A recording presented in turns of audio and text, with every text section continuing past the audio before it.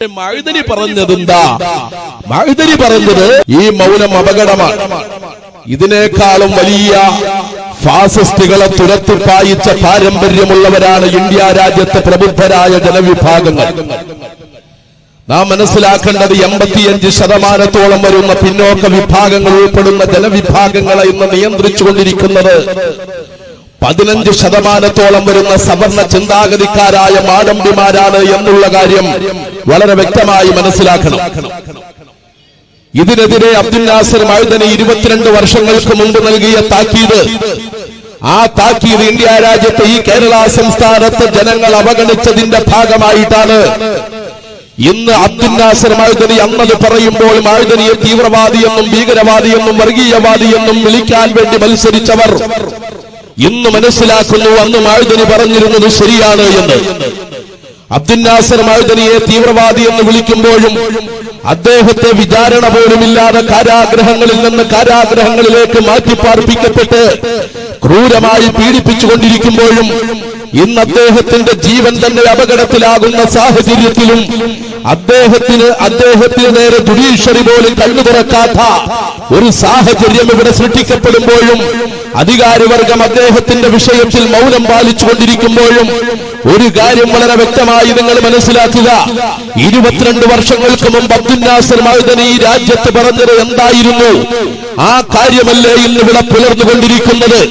ഫാസിസം എന്ന് പറയുന്നത് നിങ്ങളുടെ അടിത്തളയിൽ വരെ കടന്നു വരും, നിങ്ങൾ സൂക്ഷിച്ചോ എന്ന് അബ്ദുൽ നാസർ മഅ്ദനി അന്ന് പ്രസംഗിച്ചപ്പോൾ മഅ്ദനിയെ തീവ്രവാദിയും ഭീകരവാദിയും വർഗീയവാദിയുമാക്കാൻ വേണ്ടിയിട്ട് ഇവിടെ പലരും ശ്രമിച്ചു എങ്കിൽ പല സവർണ ചിന്താഗതിക്കാരും അതിനു വേണ്ടിയിട്ട് എല്ലാ ചെല്ലും ചെലവും വളവും കൊടുത്തു എങ്കിൽ മഅ്ദനിയെ തീവ്രവാദിയും ഭീകരവാദിയുമായി ചിത്രീകരിച്ച സമൂഹത്തിന്റെ മുഖ്യധാരയിൽ നിന്ന് അബ്ദുൽ നാസർ മഅ്ദനിയെ പിന്നോട്ട് നയിച്ചുകൊണ്ട് മഅ്ദനിയെ കള്ളക്കേസിൽപ്പെടുത്തി ജയിലിലടച്ച് ക്രൂരമായി പീഡിപ്പിക്കുന്ന ഒരു സാഹചര്യമുണ്ടായെങ്കിൽ ആ മഅ്ദനി പറഞ്ഞതല്ലേ ഇന്ന് ഇന്ത്യ രാജ്യത്ത് നടന്നുകൊണ്ടിരിക്കുന്നത്.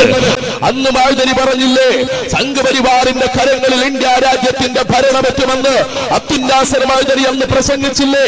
സംഘപരിവാറായിരിക്കും ഈ രാജ്യത്ത് ആരെന്ത് വസ്ത്രം ധരിക്കണം, ആരേത് മതത്തിൽ വിശ്വസിക്കണം, ആരെന്ത് ഭക്ഷണം കഴിക്കണമെന്ന് തീരുമാനിക്കുന്നത് സംഘപരിവാറായിരിക്കുമെന്ന് അന്ന് മഅ്ദനി പറഞ്ഞപ്പോൾ അത് ഇന്ത്യ രാജ്യത്ത് നടക്കുമെന്ന് ആരെങ്കിലും കരുതിയോ? അങ്ങനെ കരുതിയില്ല എങ്കിൽ ഇപ്പോൾ ഇതാണ് നടന്നുകൊണ്ടിരിക്കുകയല്ലേ. സ്വതന്ത്രാനന്ദ ഭാരതത്തിൽ ഈ രാജ്യത്തിന്റെ തെരുവോരങ്ങളിൽ നൂറുകണക്കിന് ആയിരക്കണക്കിന് ആളുകളെയാണ് പേപ്പട്ടികളെ പോലെ സംഘപരിവാർ സംഘടനകൾ കൊന്നൊടുക്കിക്കൊണ്ടിരിക്കുന്നത്. പശുവിന്റെ പേരിലും പോത്തിന്റെ പേരിലും അമ്പലത്തിന്റെ പേരിലും പള്ളിയുടെ പേരിലും ദേശത്തിന്റെ പേരിലും ഖാദിയുടെ പേരിലും തൊപ്പിയുടെ പേരിലും ആയിരക്കണക്കിന് നിരപരാധികളെ ഈ സംഘപരിവാർ സംഘടനകളുടെ നേതൃത്വത്തിലുള്ള ഗവൺമെന്റ് അധികാരത്തിൽ വന്നതിനു ശേഷം ഇന്ത്യ രാജ്യത്തിന്റെ തെരുവോരങ്ങളിൽ കൊല ചെയ്യപ്പെട്ടു എങ്കിൽ എന്തുകൊണ്ടാണ് ഈ സംഘപരിവാറിനെ നിയന്ത്രിക്കാനുള്ള ഒരു വൻ ജനശക്തി ഈ രാജ്യത്ത് ഉയർന്നു വരാത്തത്? എന്തുകൊണ്ടാണ് എന്ന് നാം വളരെ ഗൗരവപൂർവ്വം ചിന്തിക്കേണ്ടിയിരിക്കുന്നു. ആരാ ഇന്ത്യ രാജ്യം ഭരിച്ചുകൊണ്ടിരിക്കുന്നത്? രാഷ്ട്രപിതാവിനെ കൊല്ലാൻ ഒത്താശ ചെയ്തു കൊടുത്തവർ, രാജ്യത്തെ ഒറ്റുകൊടുത്ത പാരമ്പര്യമുള്ളവർ, വെള്ളക്കാരന്റെ കാല് പിടിച്ചവർ, ഈ രാജ്യത്തെ ജാതിയുടെയും മതത്തിന്റെയും പേര് പറഞ്ഞ് തമ്മിലടിപ്പിച്ചവർ, അവരാ ഇന്ത്യ രാജ്യത്തിന്റെ ഇന്ദ്രപ്രസ്ഥത്തിൽ ഇരുന്ന് ഭരണസാരത്തെ ഏറ്റെടുത്ത് ഭരണചക്രം ചലിപ്പിച്ചുകൊണ്ടിരിക്കുന്നത്. ഈ രാജ്യത്തിന്റെ ചരിത്രം പോലും മാറ്റി എഴുതപ്പെട്ടുകൊണ്ടിരിക്കുകയാണ്. ഡോക്ടർ ബാബാ സാഹിബ് അംബേദ്കർ എന്ന് പറയുന്ന പിന്നോക്കക്കാരനായ അംബേദ്കർ എഴുതിയ ഭരണഘടന പോലും അംഗീകരിക്കാൻ ബുദ്ധിമുട്ടായതിന്റെ പേരിൽ ആ ഭരണഘടന പോലും തിരുത്താൻ ഇന്ന് രാജ്യം ഭരിച്ചുകൊണ്ടിരിക്കുന്ന സവർണ ചിന്താഗതിക്കാരായ മാടമ്പിമാര് ശ്രമിച്ചുകൊണ്ടിരിക്കുന്നു. രാജ്യത്തിന്റെ ചരിത്രം മാറ്റി എഴുതിക്കൊണ്ടിരിക്കുന്നു. നമുക്കറിയാം എന്താ നടന്നുകൊണ്ടിരിക്കുന്നത്. കഴിഞ്ഞ ദിവസം ഇന്ത്യയുടെ ആഭ്യന്തരമന്ത്രി, പേര് ഞാൻ പറയുന്നില്ല, ഇന്ത്യയുടെ ആഭ്യന്തരമന്ത്രി ഒരു സർവകലാശാലയുടെ രാജ്യാന്തര സെമിനാറിൽ പങ്കെടുത്തു. ആ രാജ്യാന്തര സെമിനാറിൽ പങ്കെടുത്തിട്ട് ആ ഇന്ത്യയുടെ ആഭ്യന്തരമന്ത്രി പ്രസംഗിച്ചത് എന്താണെന്നറിയോ? 1857 നടന്ന പോരാട്ടമുണ്ടല്ലോ, ആ പോരാട്ടത്തിന് പ്രേരണ നൽകിയത് സവർക്കറാണ്. ആരുടെ മുമ്പിലാ പറയുന്നത്? ആ സർവകലാശാലയിൽ പങ്കെടുത്ത ആയിരക്കണക്കിന് ബുദ്ധിജീവികളെന്ന് പറയുന്ന ആളുകളുടെ മുഖത്ത് നോക്കിക്കൊണ്ട് ഇന്ത്യയുടെ ആഭ്യന്തരമന്ത്രി അദ്ദേഹം വളരെ വ്യക്തമായി പറയുന്നു, 1857 നടന്ന പോരാട്ടം അത് വിജയം കാണാൻ അത് സ്വാധീനിച്ചത്, ആ വിജയം കാണാൻ പ്രേരണ നൽകിയത് സവർക്കറാണ് എന്ന്. ആരാ പറയുന്നത്? എന്നെ പോലെയോ നിങ്ങളെ പോലെയുള്ള ഒരു സാധാരണക്കാരനല്ല, മറിച്ച് പരന്നു വിസ്തൃത വിശാലമായി കിടക്കുന്ന ഇന്ത്യ എന്ന മഹാരാജ്യത്തിന്റെ ആഭ്യന്തരമന്ത്രിയ ആ സർവകലാശാലയിലെ നൂറുകണക്കിന് ആളുകൾ, ബുദ്ധിജീവികളെന്ന് പറയുന്നവർ ഒരുമിച്ച് കൂടിയിട്ടുള്ള ആ സർവകലാശാലയിൽ പ്രസംഗിച്ചത് 1857 നടന്ന പോരാട്ടം വിജയിക്കാൻ കാരണം അത് സ്വാധീനിച്ചത് സവർക്കറാണെന്ന് പറയുമ്പോൾ സവർക്കർ ജനിച്ചത് അപ്പോഴാ 1883 പോരാട്ടത്തിന് 25 വർഷത്തിനു ശേഷം ജനിച്ച സവർക്കറാണ്.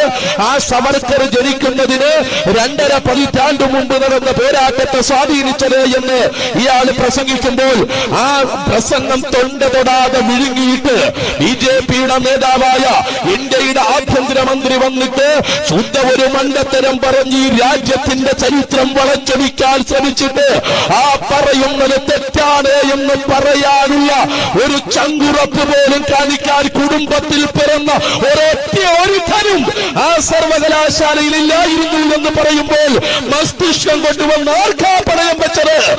സംഘപരിവാറിന്റെ കാൽച്ചുവട്ടിൽ കൊണ്ടുവന്ന് ഇവിടുത്തെ ബുദ്ധിജീവികൾ എന്ന് പറയുന്നവർ അവരുടെ മസ്തിഷ്കം കൊണ്ടുപോയി പണയം വെച്ചില്ലേ? ആ ഒരു രാജ്യത്തല്ലേ നമ്മൾ ജീവിച്ചു കൊണ്ടിരിക്കുന്നത്? വളരെ ഗൗരവപൂർവ്വം ചിന്തിക്കുക. ആ സവർക്കർക്ക് വീർ സവർക്കർ പട്ടം കൊടുക്കാൻ പോകുകയാ. അദ്ദേഹത്തിന് മരണാനന്തര ബഹുമതിയായി എന്താ കൊടുക്കുന്നത്? ഭാരതരത്നം. ആർക്കാ കൊടുക്കുന്നത്? സവർക്കർക്ക്. ഏത് സവർക്കർ? പിറന്നു വീണ നാടിന്റെ മോചനത്തിനു വേണ്ടി സന്ധിയില്ലാ സമരത്തിലേർപ്പെട്ട മോഹൻദാസ് കരംചന്ദ് ഗാന്ധി. ആ മോഹൻദാസ് കരംചന്ദ് ഗാന്ധി മൗലാന അബ്ദുൽ കലാം ആസാദിന്റെ നേതൃത്വത്തിൽ, അതുപോലെയുള്ള ധീരദേശാഭിമാനികളുടെ നേതൃത്വത്തിൽ, മഹമ്മൂദ് അൽ ഹസന്റെ നേതൃത്വത്തിൽ, മുസാഫർ അഹമ്മദിന്റെ നേതൃത്വത്തിൽ, മുഹമ്മദ് അബ്ദുറഹ്മാന്റെ നേതൃത്വത്തിൽ, മൗലാന മലാറുൽ ഹക്കിന്റെ നേതൃത്വത്തിൽ, സയ്യിദ് അലാവുദ്ദീൻ ഹൈദറിന്റെ നേതൃത്വത്തിൽ, ആസാദ് മൗലവിയുടെ നേതൃത്വത്തിൽ, റഹ്മത്തുള്ളാഹി ഷായുടെ നേതൃത്വത്തിൽ, പ്രൊഫസർ അബ്ദുൽ ബാരിയുടെ നേതൃത്വത്തിൽ, ഇങ്ങനെ എണ്ണിയാൽ തീരാത്ത ധീരദേശാഭിമാനികളായ നമ്മളുടെ നേതാക്കളുണ്ടല്ലോ, മുസ്ലിം നേതാക്കൾ. ആ മുസ്ലിം നേതാക്കളുമായി ഈ രാജ്യത്തിന്റെ സ്വാതന്ത്ര്യം വെള്ളക്കാരന്റെ കയ്യിൽ നിന്ന് പിടിച്ചു വാങ്ങാൻ വേണ്ടിയിട്ട്, വെള്ളക്കാരനോട് സന്ധിയാകില്ല എന്ന് പ്രഖ്യാപിച്ച്, വെള്ളക്കാരന്റെ നിറത്തോക്കിന് മുമ്പിൽ വിരുമാറി കാണിച്ചു കൊടുത്ത്, വെള്ളക്കാരനെതിരെ ഘോരഘോരം സമരം നടത്തി അങ്ങ് ബക്കിംഗ്ഹാം കൊട്ടാരത്തിന്റെ കരിങ്കൽ ഭിത്തിക്കകത്തിരുന്ന് കാര്യങ്ങൾ നിയന്ത്രിച്ചു കൊണ്ടിരുന്ന ആ ബ്രിട്ടീഷ് തമ്പുരാക്കന്മാരുടെ മനസ്സിൽ വിപ്ലവത്തിന്റെ ഇട്ടിമാകം സൃഷ്ടിക്കാൻ കഴിഞ്ഞ മോഹൻദാസ് കരംചന്ദ് ഗാന്ധി ഉണ്ടല്ലോ, മഹാത്മാഗാന്ധി, രാജ്യത്തിന്റെ രാഷ്ട്രപിതാവ്. ആ രാഷ്ട്രപിതാവിനെ കൊല്ലാൻ വേണ്ടിയിട്ട് കയ്യിൽ തോക്ക് വെച്ചു കൊടുക്കുന്നത് നാഥുറാം വിനായ് ഗോഡ്സെ എന്ന് പറയുന്ന ഇന്ത്യ കണ്ട ഏറ്റവും വലിയ ഭീകരവാദിയുടെ കയ്യിൽ തോക്ക് വെച്ചു കൊടുത്ത് ആ ഗാന്ധിജിയുടെ നെഞ്ചിലേക്ക് നിറയൊഴിച്ച് ഗാന്ധിജിയെ കൊലപ്പെടുത്താൻ വേണ്ടി ഗൂഢാലോചന നടത്തിയതിന് നേതൃത്വം കൊടുത്ത ആ സവർക്കർക്കാണ് ഇന്ത്യ രാജ്യം ഭരിച്ചുകൊണ്ടിരിക്കുന്ന ഈ കേന്ദ്ര ഗവൺമെന്റ് എന്ത് കൊടുക്കുന്നത്? വീർപ്പട്ടം കൊടുത്തുകൊണ്ടിരിക്കുന്നത്. അതുകൊണ്ടും തീർന്നില്ല. ബ്രിട്ടീഷുകാരൻ പിടിച്ചുകൊണ്ടുപോയി ജയിലിലിട്ടപ്പോൾ ആ കാരാഗ്രഹത്തിൽ കിടന്നുകൊണ്ട് ബ്രിട്ടീഷുകാരന് കത്തെഴുതി. എന്ത് കത്താ എഴുതിയത്? മൗലാന മുഹമ്മദ് അലി ജൗഹർ എഴുതിയത് പോലുള്ള കത്തല്ല സവർക്കർ എഴുതിയത്. നിങ്ങൾ വീരപട്ടം കൊടുക്കുകയാണെങ്കിൽ കൊടുക്കേണ്ടത് മൗലാന മുഹമ്മദ് അലി ജൗഹറിനാണ്, അബ്ദുൽ കലാം ആസാദിനാണ്, മൊയ്തു മൗലവിക്കാണ്. ഇവരെ പോലെയുള്ള ദേശാഭിമാനികൾക്കാണ് നിങ്ങൾ വീർപട്ടം കൊടുക്കേണ്ടത്. അല്ലാതെ വെള്ളക്കാരന്റെ തടവിൽ കിടന്നുകൊണ്ട് സവർക്കർ ഒരു കത്തെഴുതുന്നു. ഏത് കത്ത്? മൗലാന മുഹമ്മദ് അലി ജൗഹർ എഴുതിയത് പോലുള്ള കത്തല്ല. മൗലാന മുഹമ്മദ് അലി ജൗഹർ ജയിലിൽ കിടന്നുകൊണ്ട് തന്റെ മകൾക്കൊരു കത്തെഴുതിയല്ലോ. ആ കത്തിനകത്ത് മൗലാന മുഹമ്മദ് അലി ജൗഹർ എന്താ എഴുതിയത്? മകളെ, വെള്ളക്കാരോട് സന്ധിയാകാത്തതിന്റെ പേരിൽ ഈ വെള്ള പരീക്ഷകളെ ഈ രാജ്യത്തിന്റെ മണ്ണിൽ നിന്ന് തുരത്തി ഓടിച്ചിട്ടല്ലാതെ ഉപ്പാക്ക് വിശ്രമമില്ല. അതിന്റെ പേരിൽ അവരെന്നെ തൂക്കിലേറ്റുകയാണെങ്കിൽ ആ തൂക്കിലേക്ക് ഞാൻ പോകുമ്പോൾ ആദ്യമായിട്ട് ഞാൻ ലാ ഇലാഹ ഇല്ലല്ലാഹ് എന്ന് പറയും. രണ്ടാമതായിട്ട് ഞാൻ ഭാരത് മാതാ കീ എന്ന് ഞാൻ പറയും. മൂന്നാമതായിട്ട് ഞാൻ ജയ് ഗാന്ധിജി എന്ന മുദ്രാവാക്യം വിളിക്കും. എന്നിട്ട് ഞാൻ തൂക്കുമരത്തിലേക്ക് നടന്നെടുക്കുമ്പോൾ എന്ന് പറഞ്ഞുകൊണ്ട് ജയിലിനകത്ത് നിന്ന് കത്തെഴുതിയ മൗലാന മുഹമ്മദ് അലി ജൗഹർ ഉണ്ടല്ലോ, ആ ജൗഹർ എഴുതിയതുപോലുള്ള കത്തല്ല. ഇയാൾ വീർ സവർക്കർ എന്ന് പറയുന്ന BJP-കാരൻ ഇന്ന് വീർപ്പട്ടം കൊടുക്കാൻ പോകുന്ന ആ സവർക്കർ എഴുതിയ കത്തെന്താണെന്നറിയോ?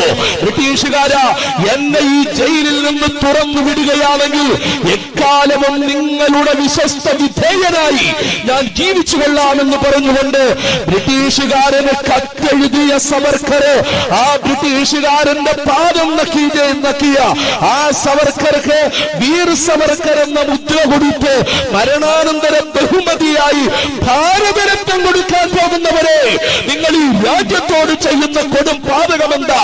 ഈ രാജ്യത്തിനു വേണ്ടി രക്തസാക്ഷിത്വം വഹിച്ച ധീരദേശാഭിമാനികളുടെ ആത്മാവ് നിങ്ങളോട് പൊറുക്കുമോ? ആ ആത്മാക്കളുടെ ശാപം കൊണ്ട് നിങ്ങൾ നശിച്ചു പോകുമെന്ന് തന്നെയാണ് ഈ സന്ദർഭത്തിൽ പറയുവാനുള്ളത്. നമ്മുടെ രാജ്യത്ത് നടന്നുകൊണ്ടിരിക്കുന്നത് പ്രതികരിക്കുന്നവരെ കരിനിയമങ്ങൾ കാണിച്ചുകൊണ്ട് ഒതുക്കാനുള്ള ആസൂത്രിതമായ നീക്കം നടന്നുകൊണ്ടിരിക്കുന്നു. സംഘടനകളിൽ പ്രവർത്തിച്ചുകൊണ്ടിരിക്കുന്ന പിന്നോക്ക വിഭാഗങ്ങൾ ഇപ്പോഴും ഉണ്ട്. ഈ പിന്നോക്ക വിഭാഗങ്ങളെ ഉന്മൂലനം ചെയ്യുക എന്ന ലക്ഷ്യത്തിന്റെ ഭാഗമായിട്ടാണ് ഈ RSS എന്ന് പറയുന്ന സംഘടന വരെ ഇവിടെ രൂപീകൃതമായത്. ആ ഒരു ലക്ഷ്യത്തിന്റെ പേരിലാണ് RSS രൂപീകരിക്കാൻ തന്നെ ഇയാൾക്ക് ചേതോവികാരമായത് തന്നെ ഈ പിന്നോക്ക വിഭാഗങ്ങളെ ഉന്മൂലനം ചെയ്യുക എന്ന ഒരു ലക്ഷ്യത്തിന്റെ പേരിൽ തന്നെ 1925 സെപ്റ്റംബർ മാസം 27-ാം തീയതി ഹെഡ്ഗേവാർ, കേശവ് ബലിറാം എന്ന് തുടങ്ങിയ ചില നേതാക്കളുടെ നേതൃത്വത്തിൽ നാഗ്പൂരിൽ ഒരു സമ്മേളനം വിളിച്ചു ചേർത്തു. എന്തിനാ നാഗ്പൂരിൽ ആ സമ്മേളനം അന്ന് വിളിച്ചു ചേർത്തത്? അന്നത് വിളിച്ചു ചേർക്കാൻ കാരണം ILP എന്ന് പറയുന്ന ഒരു സംഘടനയ്ക്ക് ഡോക്ടർ അംബേദ്കർ രൂപം കൊടുത്തു. അംബേദ്കർ വിദേശ പഠനമെല്ലാം കഴിഞ്ഞു വന്നപ്പോൾ ഇവിടെ കാലങ്ങളായി ഇവിടത്തെ പിന്നോക്ക വിഭാഗങ്ങൾ ചവിട്ടി അരയ്ക്കപ്പെടുന്നത് കണ്ട് ബോധ്യം വന്നപ്പോൾ ഇവിടത്തെ പിന്നോക്ക വിഭാഗങ്ങളായ 85% വരുന്ന അടിസ്ഥാന വർഗങ്ങള് ഇവിടത്തെ സവർണ മാടമ്പിമാരാൽ ചവിട്ടി അരയ്ക്കപ്പെടുന്നത് കണ്ട് മനോവേദന തോന്നി അംബേദ്കർ ഇവരെല്ലാം വിളിച്ചു ചേർത്ത് ILP എന്ന് പറയുന്ന ഒരു സംഘടനയ്ക്ക് രൂപം കൊടുത്തു.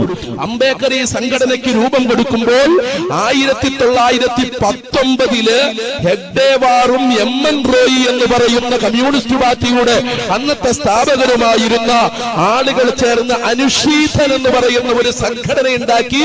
ആ സംഘടനയിൽ പ്രവർത്തിച്ചു കൊണ്ടിരിക്കുന്ന സമയത്താണ് അംബേദ്കർ ഇവിടെ ILP എന്ന് പറയുന്ന പിന്നോക്ക വിഭാഗങ്ങളുടെ ഒരു കൂട്ടായ്മ ഉണ്ടാക്കിയത്.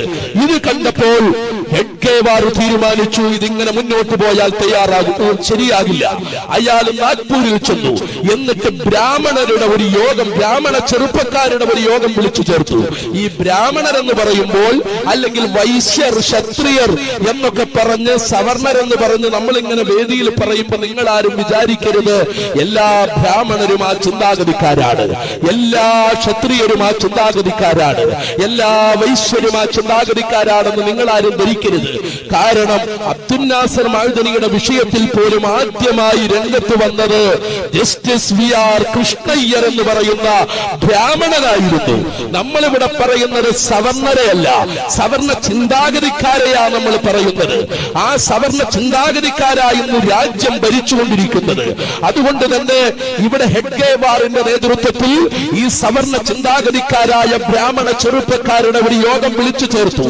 ആ യോഗത്തിൽ ഹെഡ്ഗേവാർ പ്രസംഗിച്ചു, എന്റെ പ്രിയമുള്ള ചെറുപ്പക്കാരെ, നമ്മളുടെ മുമ്പിൽ ഇന്നലെ വരെ ഓച്ചാനിച്ചു നിന്ന ഇവിടത്തെ പിന്നോക്ക ജാതിയുണ്ടല്ലോ, നമ്മളെ കണ്ടാൽ നമ്മളുടെ ഏഴയൽപക്കത്ത് വരാത്ത ഇവിടത്തെ പിന്നോക്ക വിഭാഗങ്ങള്, നമ്മളുടെ വീടിന്റെ മുമ്പിൽ നമ്മൾ കുഴി കുഴിച്ചിട്ട് ആ കുഴിക്കകത്ത് കഞ്ഞിയിട്ട് കൊടുക്കുമ്പോൾ നായകൾ വന്ന് കുഴിക്കകത്തിരുന്നിട്ട് കഞ്ഞി കുടിക്കുന്നത് പോലെ കഞ്ഞി കുടിച്ചുകൊണ്ടിരുന്ന ഇവിടത്തെ ഈ പിന്നോക്ക വിഭാഗങ്ങളുണ്ടല്ലോ, ആ പിന്നോക്ക വിഭാഗങ്ങളെ ഏകീകരിപ്പിക്കാൻ വേണ്ടിയിട്ട് അംബേദ്കർ ഇവിടെ ഒരു സംഘടന രൂപം കൊടുത്തിട്ടുണ്ട്. അതിൽ കുറെ മുസ്ലിങ്ങളും ആകൃഷ്ടരായിട്ടുണ്ട്. ഇവർ രണ്ടുപേരും ഒന്നിച്ചാൽ നമുക്കിവിടെ നിലനിൽപ്പുണ്ടാകില്ല എന്ന് പ്രഖ്യാപിച്ചുകൊണ്ട് 1925 സെപ്റ്റംബർ മാസം 27-ാം തീയതി നാഗ്പൂരിന്റെ മണ്ണിൽ വെച്ചാണ് ഹെഡ്ഗേവാറിന്റെ നേതൃത്വത്തിൽ RSS എന്ന് പറയുന്ന സംഘടനയ്ക്ക് രൂപം കൊടുക്കുന്നത്. അതിനുശേഷം ഇതുവരെയുള്ള RSSന്റെ പ്രവർത്തനങ്ങൾ നിങ്ങൾ നോക്കിക്കോ. ഈ രാജ്യത്തെ ജനവിഭാഗങ്ങളെ മുഴുവൻ, സവർണരല്ലാത്ത മുഴുവൻ ആളുകളെയും വെറും നായ്ക്കൾക്ക് തുല്യമായി കണ്ടുകൊണ്ട് രാജ്യത്തിന്റെ തെരുവോരങ്ങളിലിട്ട് ചവിട്ടിയറയ്ക്കുന്ന ഒരു സാഹചര്യത്തിലേക്കാണ് അവർ പോയിക്കൊണ്ടിരിക്കുന്നത്. ഈ ഒരു അവസ്ഥ 22 വർഷങ്ങൾക്ക് മുമ്പ് അബ്ദുൽ നാസർ മഅ്ദനി ചൂണ്ടിക്കാണിച്ചിരുന്നു. സംഘപരിവാർ രാജ്യത്തിന് അപകടമാണ്. ഒരു മഅ്ദനിയെ മാത്രമല്ല, മറിച്ച് ഈ രാജ്യത്തുള്ള മുഴുവൻ ന്യൂനപക്ഷ വിഭാഗങ്ങൾക്കും പിന്നോക്ക വിഭാഗങ്ങൾക്കും സംഘപരിവാർ ആപത്താണ് എന്ന് പറഞ്ഞപ്പോൾ അന്ന് ഈ ജനങ്ങൾ അത് ഉൾക്കൊള്ളാൻ തയ്യാറാകാത്തതിന്റെ പരിണിത ഫലമാണ് ഇന്ന് അനുഭവിച്ചുകൊണ്ടിരിക്കുന്നത്. ഇന്ന് അഭിപ്രായ സ്വാതന്ത്ര്യം പോലും നഷ്ടപ്പെട്ടുകൊണ്ടിരിക്കുന്നു. കഴിഞ്ഞ ദിവസം UAPA പ്രകാരം 2 ചെറുപ്പക്കാരെ അറസ്റ്റ് ചെയ്ത വിഷയം ഇവിടെ പ്രസംഗിച്ചു. ആ 2 ചെറുപ്പക്കാരിൽ ഒതുങ്ങാൻ പോകുന്ന കാര്യമല്ല. ഒരു പക്ഷേ നാളെ മാഹിം ബാദുഷാ മൗലവിയെയും അറസ്റ്റ് ചെയ്യാം. അതുപോലെ എന്നെ പോലെയുള്ള 100 കണക്കിന് ആളുകളെ ഒരു പക്ഷേ UAPA ഉയർത്തിക്കാട്ടിക്കൊണ്ട് അറസ്റ്റ് ചെയ്യാം. കാരണം അംബേദ്കറുടെ ഭരണഘടനയിൽ അംബേദ്കർ വളരെ വ്യക്തമായി പറഞ്ഞിട്ടുണ്ട്. ആർട്ടിക്കിൾ 19 വളരെ വ്യക്തമായി അദ്ദേഹം പറഞ്ഞു, everyone has the right to freedom of opinion and expression എന്ന് വളരെ വ്യക്തമായി പറയുന്നുണ്ട്. ഓരോരുത്തർക്കും അവരുടെ അവകാശ സ്വാതന്ത്ര്യം അഭിപ്രായം പറയാനുള്ള, അത് പ്രകടിപ്പിക്കുവാനുള്ള അവകാശം ആർട്ടിക്കിൾ 19 ഭരണഘടനാ ശില്പി രേഖപ്പെടുത്തി വെച്ചിട്ടുണ്ടെങ്കിൽ ആ ഭരണഘടനയെ പോലും ചവറ്റുകൊട്ടയിലേക്ക് വലിച്ചെറിയുന്ന ഒരവസ്ഥയിലേക്കാണ് സംഘപരിവാർ നീങ്ങിക്കൊണ്ടിരിക്കുന്നത്. വളരെ വ്യക്തമായി ചിന്തിക്കുക. അതുകൊണ്ട് എന്റെ പ്രിയമുള്ള സഹോദരന്മാരെ, സംഘപരിവാറിനെ സംബന്ധിച്ചിടത്തോളം പിന്നെ അവരുടെ ഏറ്റവും വലിയ തലവേദന എന്ന് പറയുന്നത് ഇവിടുത്തെ ന്യൂനപക്ഷ വിഭാഗത്തിൽപ്പെട്ട പ്രബല വിഭാഗമായ മുസ്ലിം സമുദായമാണ്. മുസ്ലിം സമുദായത്തെ അവർ വല്ലാതെ ഭയപ്പെടുന്നുണ്ട്. കാരണം എന്താണെന്ന് വെച്ചാൽ, സ്വാതന്ത്ര്യ ചരിത്രം പരിശോധിക്കുമ്പോഴും വെള്ളക്കാരൻ ഇവിടെ നിന്ന് ഓടാൻ കാരണം മുസ്ലിം സമുദായമാണ്. മുസ്ലിം സമുദായമാണ് വെള്ളക്കാരൻ ഇവിടെ നിന്ന് ഓടാൻ കാരണം എന്താ? വെള്ളക്കാരെന്ന് പറയുന്നത് ഞങ്ങൾ ഈ രാജ്യത്ത് ഭയപ്പെടുന്ന ഒറ്റ വിഭാഗമേ ഉള്ളൂ, അത് മുസ്ലിങ്ങളെയാ. കാരണം മുസ്ലിങ്ങള് രാജ്യത്തിന് വേണ്ടി പടപൊരുതാൻ വേണ്ടി ഇറങ്ങുമ്പോൾ അവര് ജീവിക്കാൻ വേണ്ടിയല്ല ഇറങ്ങുന്നത്, മറിച്ച് രാജ്യത്തിന് വേണ്ടി പിറന്നു വീണ മണ്ണിന് വേണ്ടിയിട്ട് ജീവൻ ത്യജിച്ചാൽ സ്വർഗം ലഭിക്കുമെന്ന വിശ്വാസത്തോടെ മരിക്കാനിറങ്ങുന്ന ഒരു വിഭാഗത്തോട്, ജീവിക്കാൻ വേണ്ടി പടപൊരുതുന്ന ഒരു വിഭാഗത്തിന് പിടിച്ചു നിൽക്കാൻ പറ്റില്ല എന്ന് വളരെ വ്യക്തമായി പറഞ്ഞുകൊണ്ടാണ് വെള്ളക്കാരൻ ഈ രാജ്യത്ത് നിന്ന് പോകാൻ തയ്യാറാകുന്നത്. ഇത് മനസ്സിലാക്കിക്കൊണ്ടാണ് അംബേദ്കർ ഭരണഘടനയെല്ലാം എഴുതിയതിനു ശേഷം, ഭരണഘടന എഴുതി ചേർത്തതിനു ശേഷം അംബേദ്കറുടെ ഒരു അഭിപ്രായം ഭരണഘടനയിൽ എഴുതി ചേർത്തു. എന്താണെന്നറിയോ? No government can exercise its power in such a manner as to provoke the Muslim community to rise in rebellion. I think it would be a mad government if it did so എന്ന് പറഞ്ഞുകൊണ്ട് ഭരണഘടന എഴുതിയതിനു ശേഷം അംബേദ്കർ അദ്ദേഹത്തിന്റെ അഭിപ്രായം ഭരണഘടനയിൽ എഴുതി വെച്ചു. എന്താ അദ്ദേഹത്തിന്റെ അഭിപ്രായം? ഭരണഘടന മുഴുവൻ എഴുതി ചേർത്തതിനു ശേഷം അദ്ദേഹത്തിന്റെ അഭിപ്രായമായി അദ്ദേഹം എഴുതി, no government can exercise its power in such a manner. ഒരു ഗവൺമെന്റും, ഏത് ഗവൺമെന്റ് ആയാലും അധികാരത്തിൽ ഇരുന്നിട്ട് ഒരു ഗവൺമെന്റും അവരുടെ പവർ ഉപയോഗിച്ച് മുസ്ലിങ്ങൾക്കെതിരെ ഒരു നിലപാട് സ്വീകരിക്കരുത്.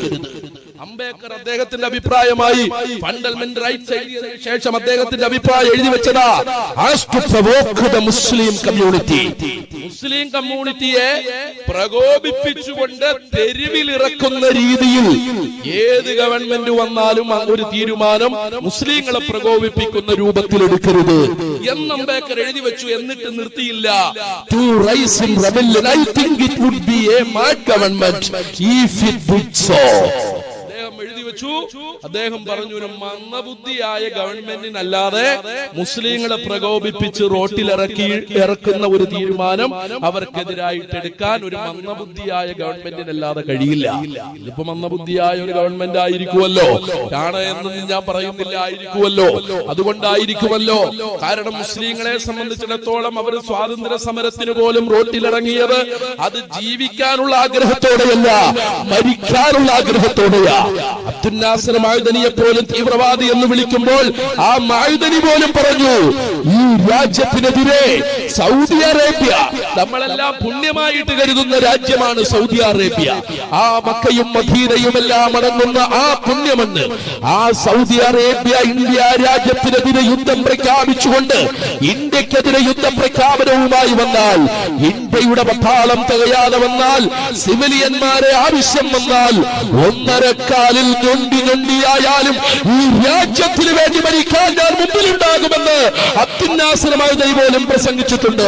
ആ മഅ്ദനിയെ ആ രാജ്യദ്രോഹി എന്ന് വിളിക്കുന്നത്, ആ മഅ്ദനിയെ ആ തീവ്രവാദി എന്ന് വിളിക്കുന്നത് ആരാ? ഏറ്റവും വലിയ രാജ്യദ്രോഹികൾ, ഏറ്റവും വലിയ വർഗീയവാദികൾ, ഏറ്റവും വലിയ തീവ്രവാദികൾ, ഏറ്റവും വലിയ ഭീകരവാദികൾ.